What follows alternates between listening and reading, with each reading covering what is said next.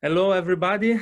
Welcome to this conversation about opera and culture and visual arts. We are here today with Enzo Pizzimenti. Thank you, Enzo, for being here. It's my pleasure.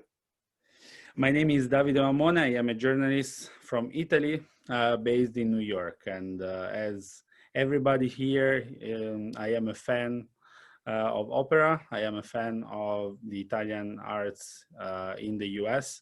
So today we are going to have a conversation about this topic. And we think it is very important, especially considering the moment we are living, the historical moment we are living. And so as we know, opera is struggling. Visual arts are struggling due to the pandemic. And we also know that Italian language is kind of looking for a new role in the United States of America. So what is the hope for the next future about them, and how are they correlated in your opinion? Well, as you know, opera was born in Italy in the late 1500 in the house of the Bardi family. That's where we took the name Camerata Bardi Vocal Academy for our group. Before that, Middle Ages, the Medioevo, another great Italian, he was an Italian monk that started composing, writing the music so people can read it. So it's an Italian invention, the whole thing, it's Italian. He was born in Italy. Actually, I would say in the year 1000, it started taking shape, not the opera itself, but how to transmit, how to put a chorus together with the music, with the instrument, and so forth.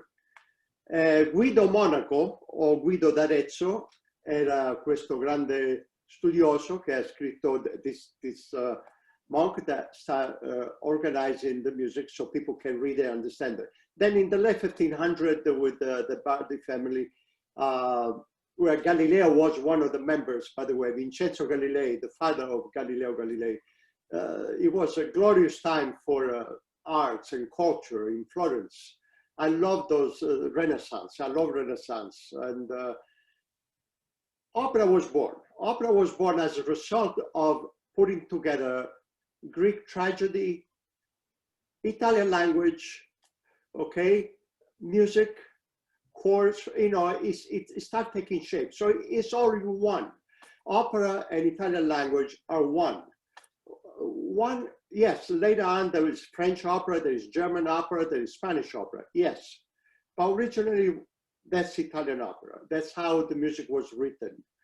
And the Italian language is extremely important to understand for any musician, because no matter what language the music is written, but the terms are in Italian. So the Italian language for a musician is like learning how to ride a bike. Everybody knows how to ride a bike, a bicycle. So when you need it, it's there for you to use it. So what is your hope for the next future, considering this background, considering this past that we have? Well, the best way for the Italian language to succeed, because it's a language of love. It's a beautiful language, not because it's my original language, but because if you learn it, you will understand how beautiful it is. The best way is to connect starting from the beginning, in the schools, where children learn music or instruments, or any rock and roll artist has to read anybody can study music or read music, has to understand some Italian. So the best way is to go through the school systems, make a public language for the school. The music departments start from there, and gradually the Italian language will have its place in the sun again. Okay, through music. That's what it's all about.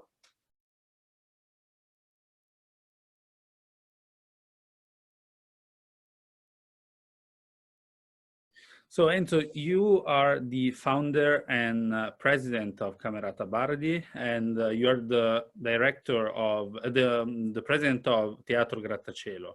Um, Tell us a little bit more about these two roles that you have and what they represent right now for the United States. So tell us a little bit more about the activities that you are doing and you are organizing there.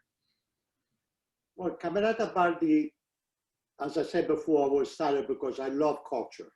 And being in the United States for 45 years, I always try to contribute to culture in the American life. And since I'm Italian, I figure I promote, the Italian culture. Not that the other cultures are not as good, but for this purpose, the Italian culture is what I know best.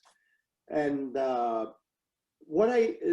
Camerata Bardi was born for that purpose, to try to train children in school, to learn about music, to learn about art, to learn about great Renaissance artists of the 1600s.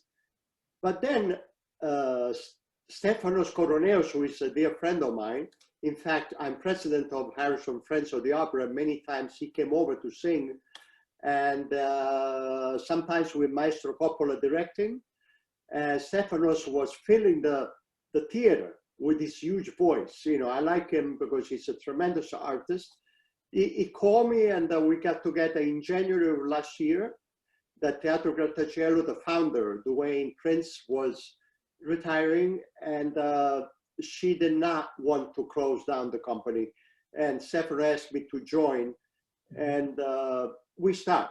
So I had Camerata Bardi, and now we have Teatro Grattacielo. Now, Teatro Grattacielo was named after Teatro Grattacielo in Genova years ago, because there was a substitution for the main theater over there, Carlo Felice, for a while. And Duane loved the name, so that's how the name comes from. That's where the name comes from. I started learning about Teatro Grattacielo, and they have 27 years of incredible, high-quality performances in the New York area. I mean, every performance they had was one of the best. It was beautiful. And everybody, New York Times, all the major papers spoke about Teatro Grattacielo for many years, okay? So talking with Stefanos, and the pandemic did not start yet. It was not even, we were not even there yet. It was January of 2020. Right before, yes. Right before all these bad news came around. And since there was, we were there, we were planning, and basically it was the beginning of a new management for Teatro Grattacielo. We didn't want Duane Prince to feel bad that she left a jewel for us and we did not do a good job, okay?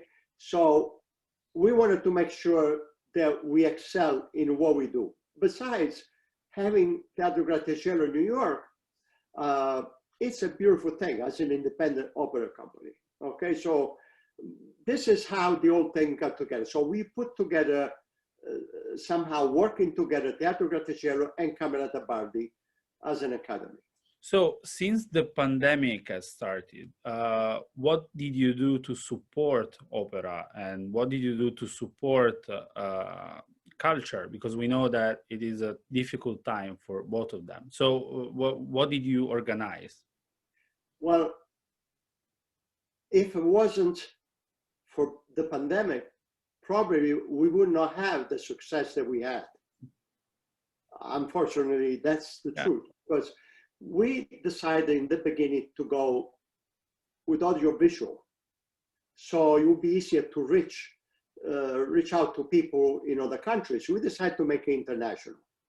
That was in the beginning, and by to make it international, we had to go with audiovisual, and we start planning in February about making having some performances that we will have online.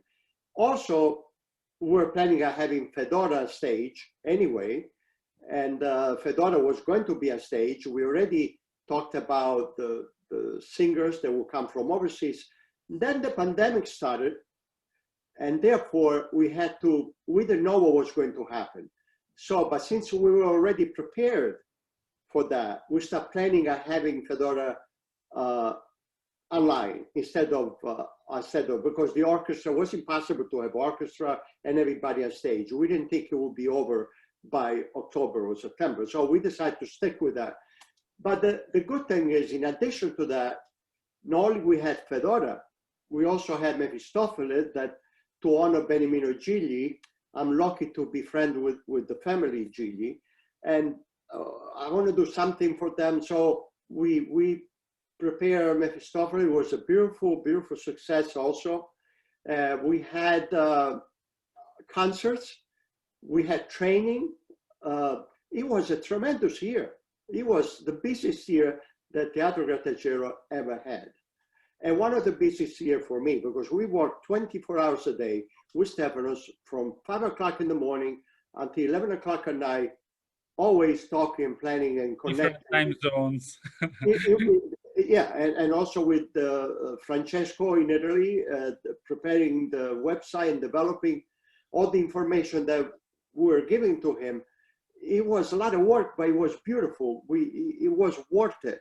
At the end, because of a generous contribution from somebody that we did not name because he didn't want to be named, we had a Messiah. We produced a Messiah also, and we had that online also. So it was one of the busiest years for Teatro Grattacielo. In fact, it was the busiest year in the pandemic for Teatro Grattacielo, and our best year because we started on a good, and also we had a vocal competition.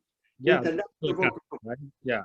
I would never imagine there was so much interest in the world for singing, and we had 29 countries participating, 256 or 257 singers, and we are in touch with them, and some of them are really extraordinary, very good. A lot of talent out there all over the world, a lot of talent. And of course, we can say that if someone wants to know more about it, there is the website of Camerata Bardi where you can find everything you want to know about it. Yes, cameratabardi.org and grattacielo.org.